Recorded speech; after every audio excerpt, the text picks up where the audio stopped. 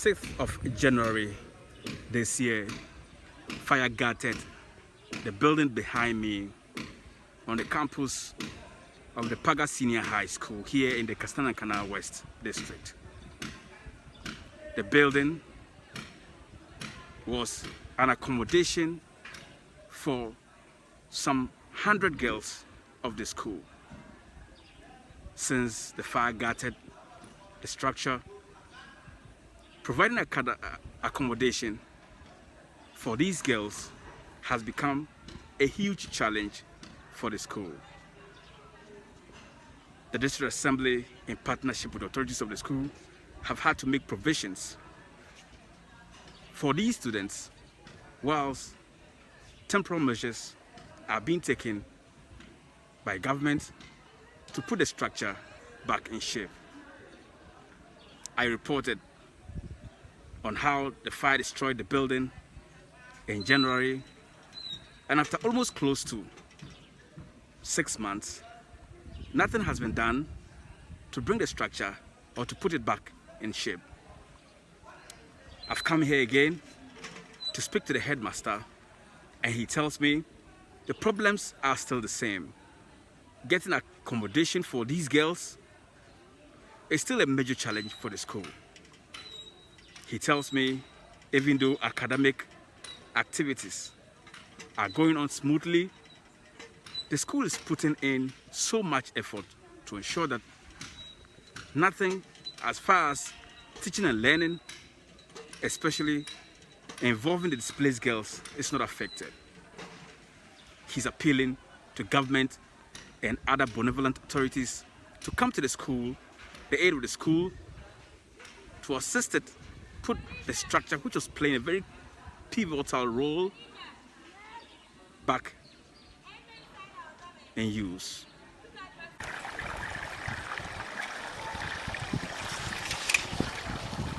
Those who were occupying this top floor, that's the first floor, there were about 100 girls, students.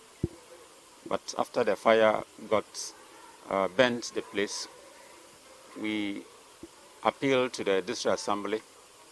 We wrote letters to so many NGOs, then other well-meaning organizations to come to our aid.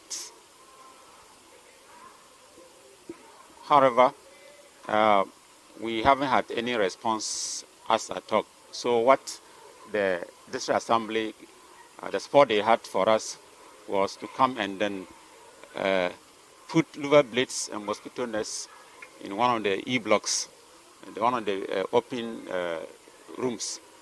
It's a conference room, more or less, to speak. So currently that's where the boys were staying. We have made the boys to go to where the District Assembly give her the support to be sleeping there, while the girls who were staying in this particular part of the block, they've moved to where the boys were staying. So temporary, that is how we are housing them, so that classes will continue.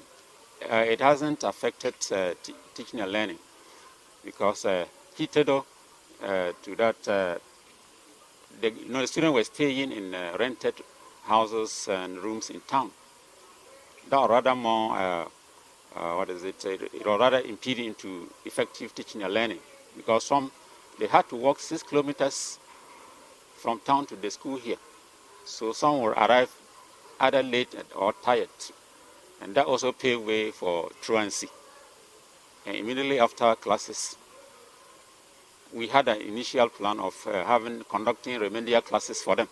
But some, because they are staying in town and are cooking for themselves, they were always in a hurry to go. In fact, where we were staying at first, we were living in a conducive place, a comfortable place, but now, because it got burned, most of the students went out to rent, especially the boys, most likely the girls too. Some of them went out and rent. And due to this, most of them come to class the time they want. Some of them, too, if they come, they will not even stay till they close, because most of them rent far places. So the time they will close school and they will get to their various hostels is late. And this thing too has also affected us academically, because most of them will not come to school. And sometimes you enter the classroom and about few people in the class because they are staying in far places, especially if it rains like this. The road to the school is not good. And the time they will, from their houses to the school, it will be late. If it rains and the rain does not stop early, the time they will come from the time they will move from their houses to the school, they will not get here what fast. So most of them, if it rains like this, students don't actually what come to school. As we are staying here, it is not comfortable for us at all. Because as we are entering to the rainy season, anytime the rain is coming, I think some of us have to stand for the rain to finish, after which we now go back and sleep. Even to the extent that it might even rain for the whole night. That is making us not to sleep well and then go to class the next day. And this is causing us, anytime we go to class, most of us will be sleeping in class due to what is happening. The other hostel that we were staying in was better than this place, because that place we are having enough, and then anytime it's raining, we feel comfortable and then we sleep for the next day to attend classes. Are you saying that it leaks? No, it's like through the windows. The rain, anytime it's raining, because of the wind, it blows through the windows, and then we have to stand for it to finish before we continue to sleep. Now that some of our students are living outside, they will not come to school. Some are pregnant because there's not that regular discipline in it, so that that force will be in us because they'll be staying outside. Prep time like this, some will decide not to come but if they don't want to be there, normally if it is prep time, we know that it's prep time, we'll all move to prep. But now that everybody is where you are, you'll not be able to come. So that one, it actually affected us. Because there is weak and there's plenty water on the floor. So very soon, if something is not done, then even the decking will be affected. So there is the need for agent support so that our students can have a place to stay.